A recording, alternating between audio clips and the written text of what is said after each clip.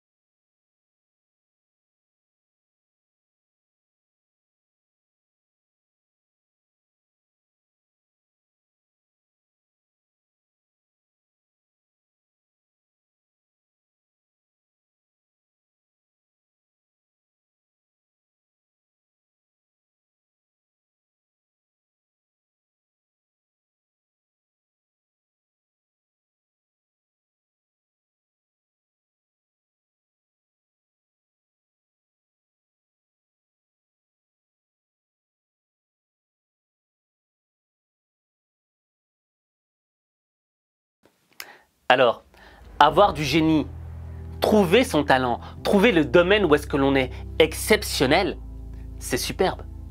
Mais ça ne suffit pas. Moi, il y a une phrase américaine qui m'a toujours marqué. C'est « work beat talent ». C'est-à-dire que le travail bat le talent. Et dans le monde du football, on en a vu passer des talents, des étoiles filantes, des gens qu'on pensait exceptionnels, mais après, au bout de leur carrière, on a vu qu'ils sont arrivés nulle part. Et ça fait mal. Moi, par exemple, il y avait un joueur exceptionnel que, franchement, j'admirais. C'était le Brésilien Adriano. Mais ce mec, c'était un buffle. Tu ne pouvais pas l'arrêter sur le terrain. Il faisait des choses exceptionnelles. Mais à un moment de sa carrière, il y a un truc qui a basculé. C'était plus le même. Et il a commencé à régresser, à devenir de moins en moins bon. Et paf, le talent s'est envolé. Une étoile filante. Et c'est ça le problème. C'est que aujourd'hui, beaucoup de gens qui ont un certain talent et qui veulent se lancer dans le foot, parfois se lancent dans le foot pour les mauvaises raisons. Le mauvais pourquoi, le mauvais objectif. Tu vois ce que je veux dire? Il y en a qui pensent à la gloire, à la célébrité. D'autres pensent à l'argent. Tu vois? Et ça, ne sont pas suffisantes pour aller jusqu'au bout, pour se battre pour elles. On ne se bat pas pour une conséquence. On se bat pour une cause. Et il a eu des difficultés. De seguir creciendo y buscando lo mejor para uno y para el equipo. De verdad que C'est vrai que je n'étais pas considéré comme un buteur. de hacer muchísimos goles y que hacía. J'ai marqué beaucoup de buts chez les jeunes. En la inferiores sí, sobre todo cuando llegué al primer equipo. Mais quand je suis monté en équipe première, j'ai lutté pour marquer beaucoup de buts lors de mes premières saisons. Même si j'ai commis des erreurs ou été malchanceux. Je me souviens ce que me disait Samuel Eto'o. Le jour où tu seras capable de marquer ces buts, tu seras irrésistible. Parce que j'avais beaucoup d'occasions et je ne pouvais pas les convertir. Un jour, j'ai eu un déclic. J'ai marqué et j'ai commencé à empiler les buts. Enfant, j'avais l'habitude de marquer. En Argentine, comme dans les équipes de jeunes du Barça. Je me suis battu pour y arriver en équipe première et à partir de ce moment, j'ai enchaîné. Et ces difficultés, elles sont compréhensibles. Au début, quand tu rentres en équipe première, au FC Barcelone, l'un des plus grands clubs du monde, et que tu joues avec les plus grands joueurs du monde, notamment Ronaldinho, que tu sais que la planète entière te regarde, ben, je peux te dire que la somme de stress, elle est énorme à partir du moment où tu rentres sur le terrain. Mais comme l'a dit Messi, il a eu un déclic. Et c'est quoi ce déclic? C'est quoi ce truc qui lui a permis de devenir un buteur hors pair, un des meilleurs joueurs du monde? Eh bien, ce déclic, c'est un petit peu ce que disait Jean-Claude Van Damme. Tu vois, les médias français se sont beaucoup moqués de Jean-Claude Van Damme. Mais à un moment, il disait un truc super intéressant. Se couper des bruits du monde et se recentrer sur toi-même. Le meilleur conseil que je puisse donner à quelqu'un pour réussir dans le monde du cinéma, c'est de ne pas écouter les bruits du monde et écouter le silence de l'âme. C'est-à-dire, tous les gens te diront dans la vie, c'est impossible, t'es trop loin, c'est pas faisable, c'est trop dur. Ça, c'est les bruits du monde. Mais les gens n'écoutent jamais le silence, qui est un son de l'âme, c'est-à-dire de se remettre sur soi-même, à l'intérieur de soi-même, et de réaliser, de demander à soi-même ce qu'on veut faire dans la vie. Que ce soit d'un jardinier à un pilote d'avion ou, tu sais, n'importe quoi, mais d'être heureux. Et quand on a la réponse, elle viendra automatiquement, hein, c'est de suivre ce silence. Et c'est ça que j'ai suivi. Et là, j'ai un peu le temps de m'expliquer, donc les gens l'auront compris un peu mieux, parce que parfois, quand je vais en TV et que j'explique comme ça à la va-vite, ils croient que je suis un peu, tu sais. Et tu vois, bien qu'il y ait des gens qui se soient moqués de Jean-Claude Van Damme, quand tu écoutes avec une oreille attentive, tu sais que ce que dit ce mec est totalement vrai. Se couper des bruits du monde et te recentrer sur toi, c'est quoi? Par exemple, par rapport à Lionel Messi. Lionel Messi, à partir du moment où il a eu le déclic, c'est quand il a compris que la pression extérieure, le public, le reste, ne lui permettraient pas de réussir. Ce qui lui permettrait de marquer des buts, c'est quoi? C'est de se concentrer sur son art, se focus sur son art. Entrer sur le terrain avec une seule idée en tête, marquer des buts. C'est un petit peu comme à l'époque du grand empire romain, quand il y avait des combats de gladiateurs dans les arènes. Le gladiateur, lorsqu'il rentrait sur l'arène, il n'était pas focus sur le public. Il n'était pas concentré sur les dirigeants. Il était concentré sur le combat. Parce qu'il savait très bien que lorsqu'il rentrait sur l'arène, il était possible qu'il n'en ressorte pas vivant. Alors, mets-toi à la place d'un gladiateur. Tu rentres dans l'arène, mais tu sais que tu pourrais y laisser ta peau. Parce qu'il y a d'autres mecs là qui se battent aussi pour leur peau. T'es concentré sur quoi? Sur le public? Sur les critiques du public? Sur ce qu'on va dire de toi? Non. Tu te concentres sur ta vie. Tu vas tout donner pour te battre pour ta vie. Et quand tu vas t'entraîner, tu vas faire en sorte d'être le plus fort pour remporter la victoire et sauver ta peau. Et Lionel Messi, quand tu le vois avec ce talent exceptionnel sur ce terrain, c'est pas juste dû à son talent, c'est également lié à son travail. Le mec, c'est un expert du football. Avant d'entrer sur un terrain, avant d'aller dans un match, il a étudié l'équipe adverse. Il a étudié ses faiblesses. Il a étudié comment s'améliorer dans le temps. Mon évolution physique, oui, je l'ai sentie par rapport à mes débuts, mais je crois que c'est inévitable.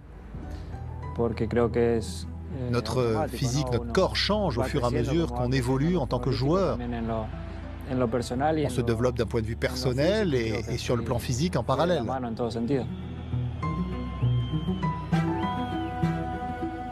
Je n'étais pas un joueur qui allait beaucoup en salle de musculation, mais j'ai appris à connaître mon corps et à faire du renforcement musculaire pour prévenir les blessures. Je fais beaucoup de travail spécifique plutôt que de soulever de la fonte sur les machines. Je pense avoir beaucoup progressé pour faire attention à mon corps afin d'éviter les blessures. Donc, tu vois, avec Lionel Messi, il y a ce que tu vois sur le terrain, au moment T, quand tu vois les buts, quand tu vois la victoire, certes. Mais il y a 90% du travail qu'on ne voit pas. Il y a 90% des choses qu'on ne peut pas comprendre. Parce que le mec, il se donne les moyens de réussir. Donc, le talent ne suffit pas. Pour réussir, il est nécessaire de l'associer à un travail sérieux, rigoureux, pour réussir.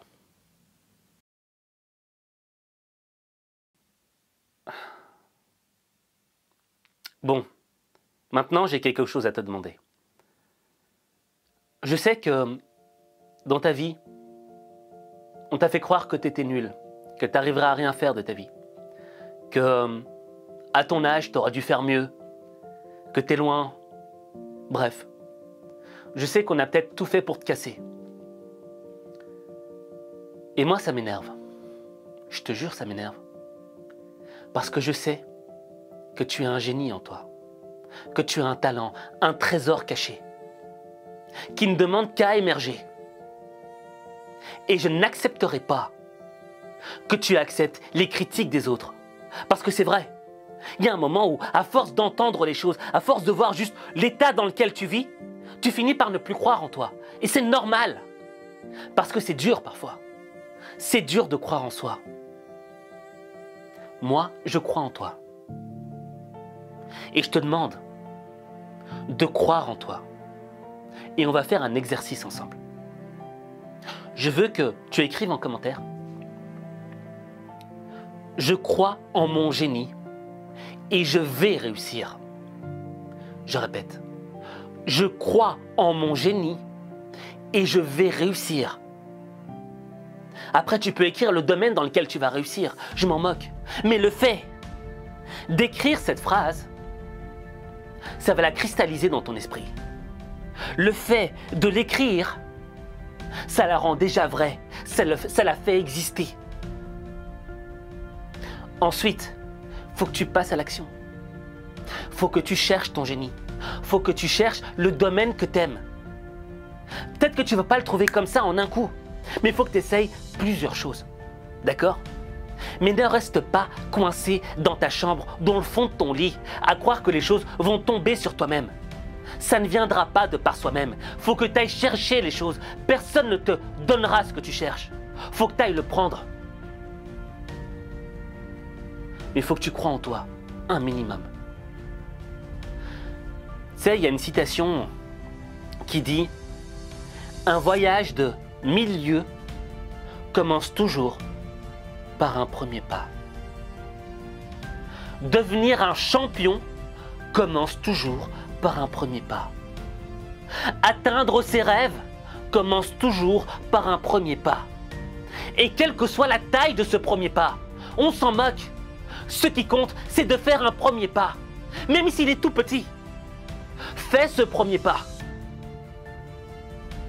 et commence à croire en toi. Parce que j'aurais beau croire en toi, ça ne suffit pas. Le premier déclic, la première clé de la réussite, c'est de te dire « tu es peut-être capable de le faire ». Et ensuite, tu repenseras, tu diras « ouais mais attends, H5 il croit en moi ». Et quand tu auras des moments de doute, tu reprendras cette vidéo, tu reliras ton commentaire, tu reverras la vie de Messi et tu recommenceras à croire en toi. Parce qu'il y aura des moments de doute, parce qu'il y aura des moments où tu auras difficile à croire en toi. Moi-même, j'ai constamment des moments de doute. Tu crois quoi? Tu penses que je suis toujours au top? Tu penses que j'ai toujours confiance en moi? Non, c'est faux. Il y a des moments où je suis au fond du trou. Il y a des moments où j'en peux plus. Mais l'idée, c'est quoi? C'est pas de rester coincé en enfer. Parce que l'enfer n'est pas fait pour que tu y restes. L'enfer est fait pour que tu le traverses. Et donc, traverser l'enfer, c'est déjà faire un premier pas pour changer ta vie. Et ta vie, il n'y a que toi qui peux la changer. Il n'y a que toi.